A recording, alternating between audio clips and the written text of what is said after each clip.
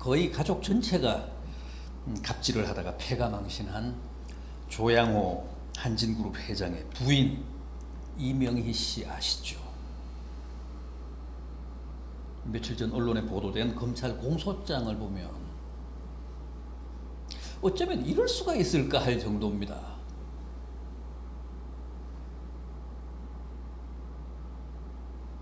화가 나면 운전기사의 얼굴에 침을 뱉고 물이 담긴 컵을 던지고 얼굴에다가 지금 사다리에 올라가서 작업을 하고 있는데 작업자가 그 사다리를 발로 걷어차서 작업을 하다가 말고 떨어져서 다치고 욕하는 건 기본이고 때로는 일하는 사람들의 무릎을 꿇리고 화분에 꽃을 뽑아서 던져가지고 흙이 눈에 들어가고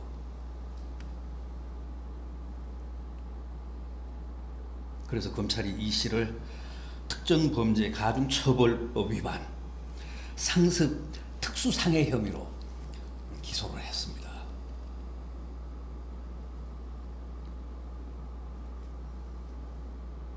오늘 우리가 함께 본 본문에도 로마 군대 백부장이라는 한 사람의 힘있는 갑이 등장합니다.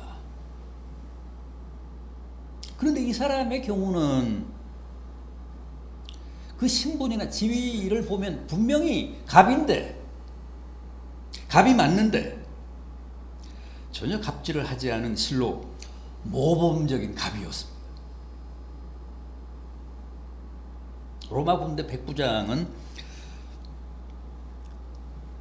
약 100명 정도로 이루어진 로마 군대의 직제상 가장 작은 단위 부대의 지휘관이었습니다.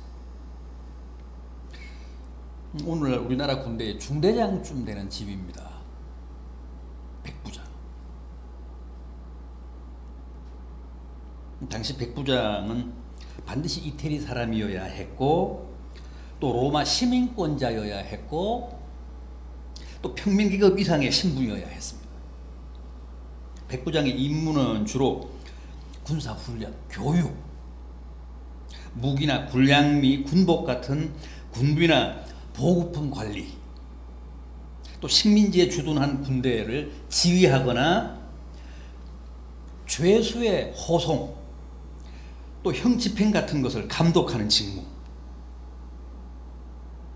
이런 것들을 수행하는 일선 지휘관이었습니다.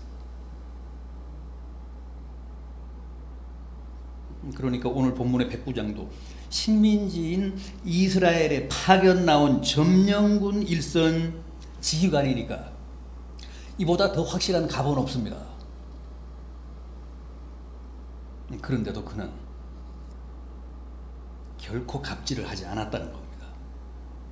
오히려 진정한 갑의 모범을 보였습니다.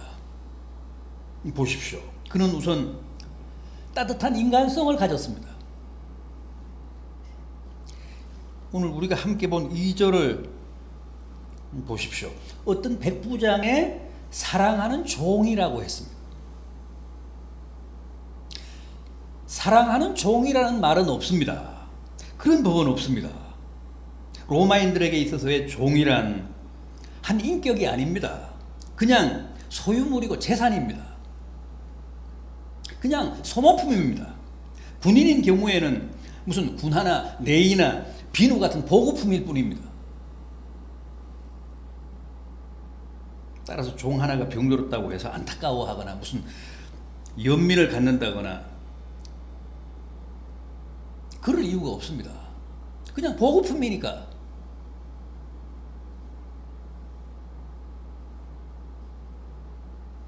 그럼에도 갑 중에 갑인 로마군 일선 지휘관, 점령군 중대장인 이 백부장은 자신의 종을 사랑했고 그가 병들자 무한한 연민을 느껴서 어떻게든 그를 구하고자 했다는 겁니다.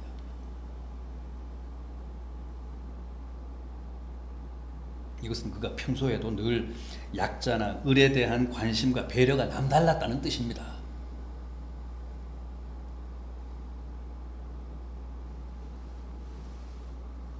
종이라고 해서 인간 취급을 하지 않고 함부로 대하거나 이명희 씨처럼 욕하거나 침뱉거나 발길질하지 않고 따뜻하게 대하고 본문의 표현처럼 사랑으로 대했다는 겁니다.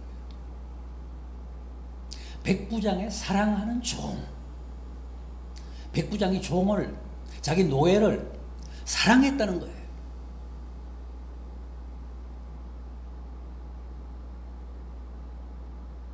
오절을 보십시오.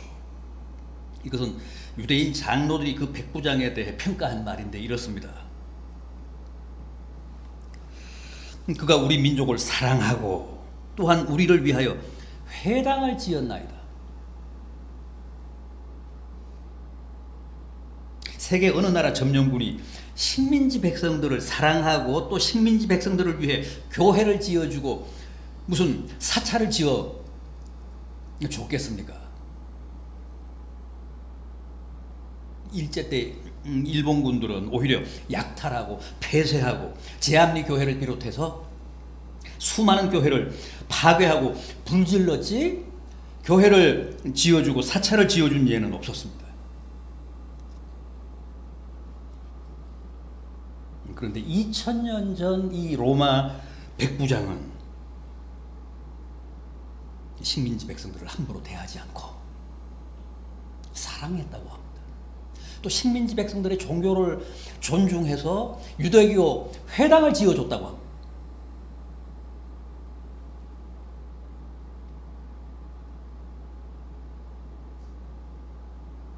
또 자신이 부리는 종들도 사랑해서 그 종 가운데 하나가 병들자 안타까워하며 어떻게든 그를 살리고자 했다는 것은 그의 생명에 대한 존엄, 약자, 을에 대한 애정과 관심이 그만큼 깊은 사람이었다는 겁니다.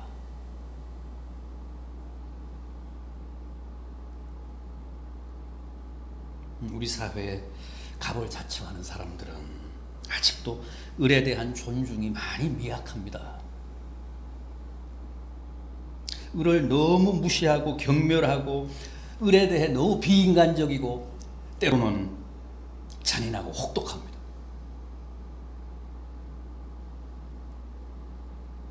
그 점에서 오늘 본문의 이 로마 군대 백부장이야말로 진정한 갑의 모범이고 귀감이라 하지 않을 수 없습니다. 그 아득한 옛날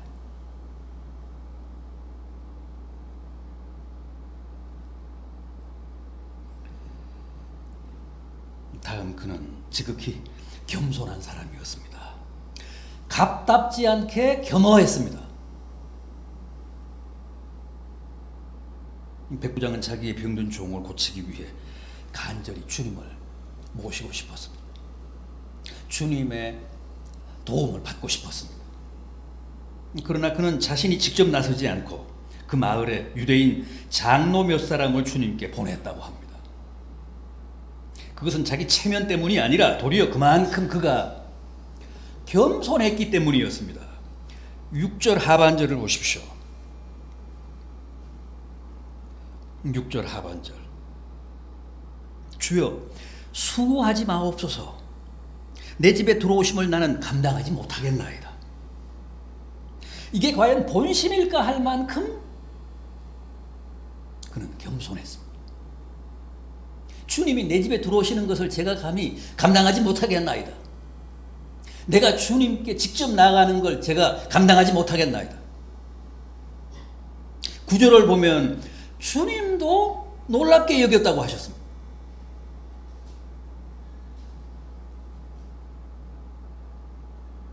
로마 군대 백부장쯤 되면 말을 타고 군사들을 데리고 당당하게 주님 앞에 나아가서 저희 집에 오사 병든 저의 종을 좀 고쳐주십시오.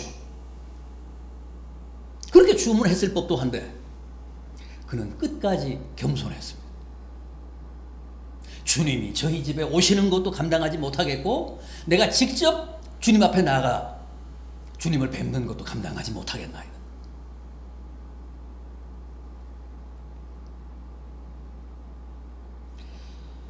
여러분, 갑도 이제는 겸손해져야 합니다. 오만하게 굴며 터무니없이 갑질을 일삼으면 한진그룹의 오너가처럼 망합니다.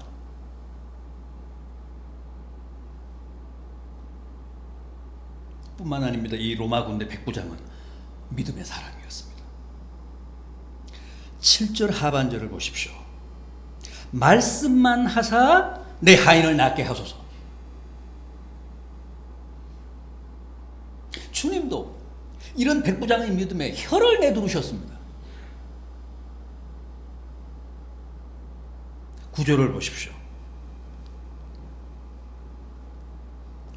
따르는 무리에게 이르시되 내가 너희에게 이르노니 이스라엘 중에서도 이만한 믿음을 만나보지 못했노라.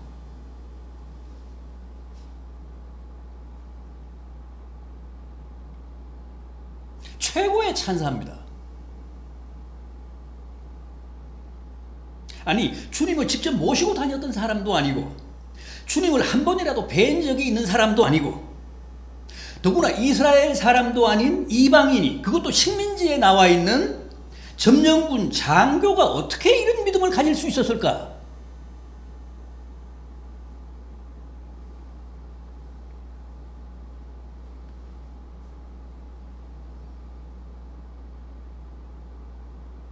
이스라엘 사람도 갖지 못한 이런 믿음을 어떻게 이 백부장이 갖게 됐을까요? 참 불가사의한 일입니다. 그래서 믿음이란 은혜라니까요.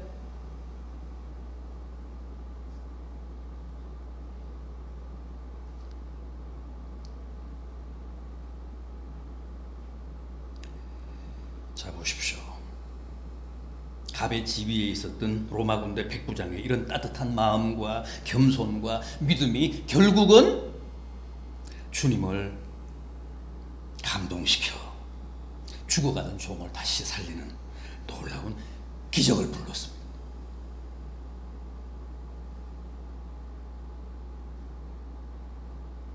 이 자리에서 그냥 말씀만 하사 내 하인을 낫게 하소서 한 그의 믿음 그대로 10절을 보면 보내었던 사람들이 집으로 돌아가 보매 종이 이미 나아 있었더라 그랬습니다.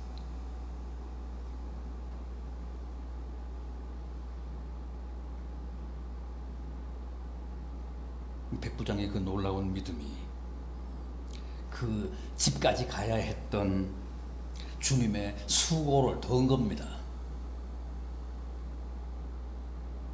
사실 우리는 늘 믿음이 없어서 주님을 수고스럽게 해드리고 주님께 누를 끼치는데 백부장은 주님께 주여 수고하실 거 없습니다. 그냥 이 자리에서 제가 제 수하에 병사들을 부리듯이 그렇게 말씀 한마디로 낫게 해주십시오. 저도 부하를 가라 그러면 가고 오라 그러면 오는데 하물며 주님이시겠습니까? 이 자리에서 그냥 말씀 한마디만 하면 제 하인이 낫겠나이다. 주님은 능히 그렇게 하실 수 있음을 제가 믿나이다. 그래서 주님이 감탄하시며 그의 믿음을 극찬하시며 정말 그 선자리에서 능력을 베푸사 그 백부장의 종을 구해주셨습니다.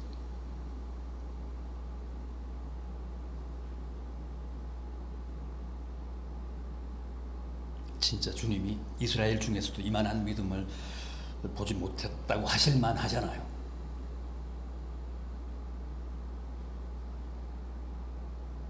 부디 오늘 이 백부장이 우리에게 보인 갑의 모범, 갑의 귀감이 오늘 우리들에게도 큰 은혜와 깨달음이 되기를 진심으로 기원합니다. 기도하시겠습니다.